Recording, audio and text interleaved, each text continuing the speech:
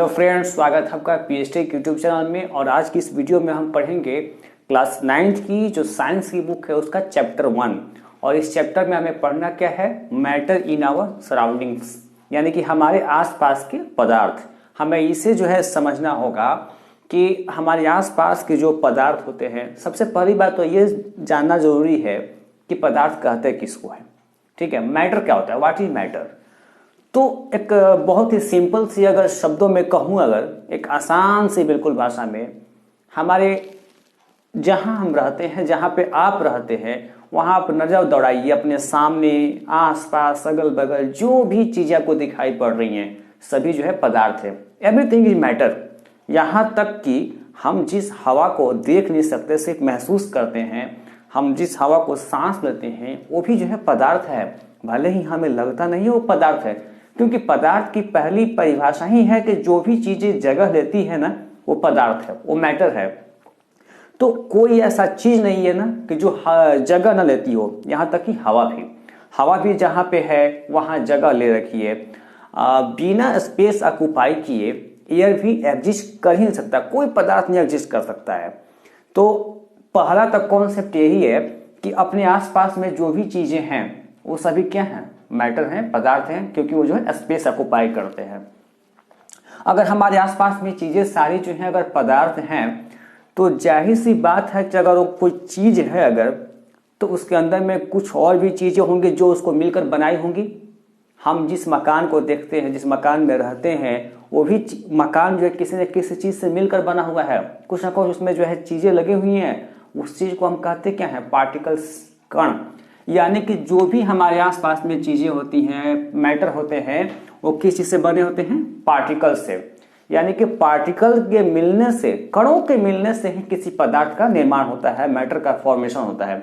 ये तो कॉन्सेप्ट है जो है मैटर का। अब अगर हम ये जान जाएंगे कि जो भी जो है मैटर है वो पार्टिकल से मिलकर बना हुआ है, तो जाहिर सी बात है कि उस पार्टिकल की जो है विशेषता कुछ ना कुछ होगी। कहने का मतलब ये है कि अगर मान लें कि ये अगर कोई ब्लॉक है, कोई टुकड़ा है अगर जो है, तो इसके अंदर में कई सारे जो है पार्टिकल जो है हो सकते हैं, लाखों पार्टिकल्स हो सकते हैं, करोड़ों पार्टिकल्स हो सकते हैं। ठीक है, और ये पार्टिकल ऐसे होते हैं जो हमें दिखाई नहीं पड़ते हैं। ठीक है, इनका साइज बहुत ही स्मॉल होता है।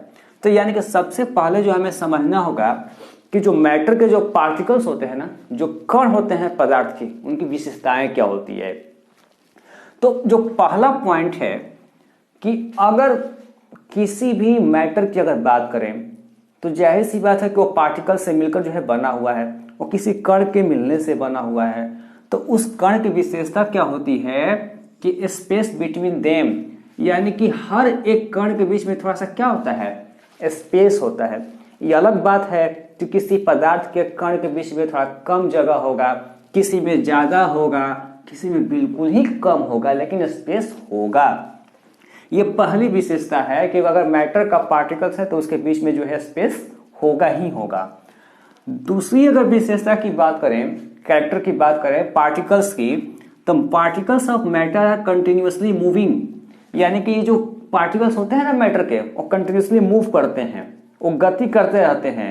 अगर इनका टेम्परेचर बढ़ाते हैं ना तो इनकी काइनेटिक एनर्जी बढ़ती है, गतिज ऊर्जा बढ़ती है, तो ये और तेज मूव करने लगते हैं, और तेज जो है ये फास्ट मूविंग करते हैं। तीसरी विशेषता क्या होती है कि अगर वो मैटर है तो मैटर के अंदर पार्टिकल्स है। पार्टिकल्स करता क्या है कि एक दूसरे को जो है अट्रैक्ट करता है, आकर्षित करता है। यानी कि अगर ये एक पार्टिकल्स है, दूसरा पार्टिकल्स है, तो एक दूसरे को क्या करेगा, अट्रैक्ट करेगा। अट्रैक्ट करने का मतलब ये हुआ कि आपस में इंटरमोलिकुलर फोर्स लगाता है, फोर्स ऑफ अट्रैक्शन लगाता है, जिसको हम हिंदी में आकर्षण बल कहते हैं, दूसरे को खींचता है। ये पार्टिकल्स की जो है विशेषता होती है। ये मेनली जो है तीन जो है इसकी विशेषताएं हैं पार्टिकल्स की, यानी कि उसके बीच में स्पेस होगा, कंटिन्यूअसली मूविंग करेगा, और जो है दूसरे को जो है अट्रैक्ट करेगा। ये विशेषता हो गई पार्टिकल्स की। अब अगर बात करें कि हमारे आसपास में बहुत सी चीजें होती हैं, हम क्या देखते हैं कि कुछ चीजें किसी और रूप में है, कुछ चीजें किसी और रूप में है। अब अपने आसपास में से ये बोर्ड है, ये बोर्ड काफी क्या है, ये ठोस है। इसको अगर हम पुश करते हैं, दबाते हैं, तो इसमें कोई परिवर्तन नहीं दिखेगा हमें। लेकिन वही अगर जैसे कि अगर यहाँ पे पानी होता है, उसको अगर हम जो है पुश करते हैं तो शायद उसमें कुछ जो है परिवर्तन होता है और होगा भी। क्यों? तो इसीलिए जो है हमें पढ़ना होता है स्टेट्स ऑफ मैटर, जो सेकंड पॉइंट है इस चैप्टर का, कि यानी पदार्थ की कितनी अवस्थाएं होती हैं। वैसे अवस्थाएं पदार्थ की अगर देखी जाए तो आज के डेट में 5 हो गई हैं, लेकिन मेनली हमें इस चैप्टर में 3 की स्टडी करनी है। पहला होता है ये सॉलिड स्टेट। सॉलिड स्टेट बोले तो कहने का मतलब हिंदी में है ठोस अवस्था। और एक चीज और बता दूं कि किसी भी पदार्थ की जो अवस्था होती है ना, वो किस पर निर्भर करती है? इनके बीच के स्पेस पर। यानी कि अगर जैसे ठोस अवस्था की अगर मैं बात करूं तो अब ये आप देख लें, ज्यादा क्लियर अगर फिगर से, ये पदार्थ के जो है कि आपस में जो है ये कण है, पार्टिकल्स हैं, ठीक है। अब जरा सा इसको देखें, ये आप अगर फिगर देख लें, इनके कण के बीच में कैसा कैसा गैप है, ठीक है। इसको मैं और थोड़ा सा जो है फिल करता हूँ, भर देता हूँ, तो ज़्यादा क्लियर हो जाएगा आपको कि ये क्या है। ये मामला जो है ये पदार्थ की अवस्थाएं किस पर जो है निर्भर करती हैं, ये है। और ये एक मैं ये बनाता हूँ। अब मैं समझाना चाहता हूँ, जैसे यहाँ पे ये सॉलिड, लिक्विड एंड गैस, इससे ज़्यादा क्लियर हो जाएगा, ये फिगर ही क्लियर कर देगा। यानी कि अगर कोई वस्तु अगर ठोस अवस्था में सॉलिड स्टेट में है तो क्यों है? क्योंकि उनके बीच के जो पार्टिकल्स है ना, पार्टिकल्स के बीच में जगह क्या है? कम है। जगह कम है, इसका मतलब ये है कि उनके बीच का जो फोर्स ऑफ अट्रैक्शन क्या है? ज्यादा है। ज्यादा फोर्स ऑफ अट्रैक्शन जो है उनके बीच में जो लग रहा है, इसीलिए वो क्या है? रिजिड है, ठोस है। अगर जैसे कि ये बोर्ड की मैं बात करूं, बोर्ड को पुश करने से कोई फर्क नहीं पड़ता है, इसका मतलब ये होगा कि इसके बीच के जो पार्टिकल्स उनके बीच में गैप क्या है? कम है, बिल्कुल। इससे जो है कुछ ज्यादा गैप होता है, लिक्विड होता है वो। यानी कि ठोस की तुलना में, सॉलिड के कंपैरिजन में जो लिक्विड स्टेट होता है उसके बीच में पार्टिकल्स के बीच में थोड़ा सा गैप ज्यादा होता है।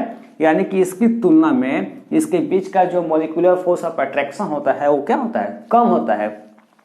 और गैस के बीच में तो बिल्कुल ही ज्यादा स्पेस होता है। इसलिए गैस जो होते हैं ना, बिल्कुल एट रैंडम जो है उड़ते रहते हैं, यूं ही इधर उधर जो है ये उड़ते रहते हैं।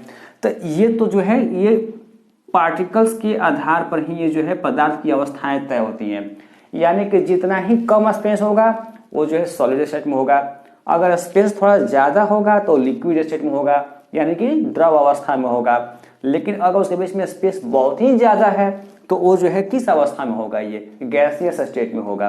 तो ये जो है जो पदार्थ की अवस्थाएं होती है ना, वो डिपेंड करती हैं किस पे? पार्टिकल्स के बीच में कैसे जो है गैप है। तीनों स्टेट के बाद ना जो अगला स्टेट हमें पढ़ना नहीं है आपको, हालांकि एक होता है प्लाज्मा स्टेट, ये भी जो है पदार्थ की जो है अवस्थाएं हैं। एंड एक होता है बोस आइंस्टीन कंडेंसेट, यानी कि बोस और आइंस्टीन ने जो है मिलकर इस स्टेट का जो है पता लगाया था। ये चौथे और पांचवें पदार्थ की अवस्थाएं होती है।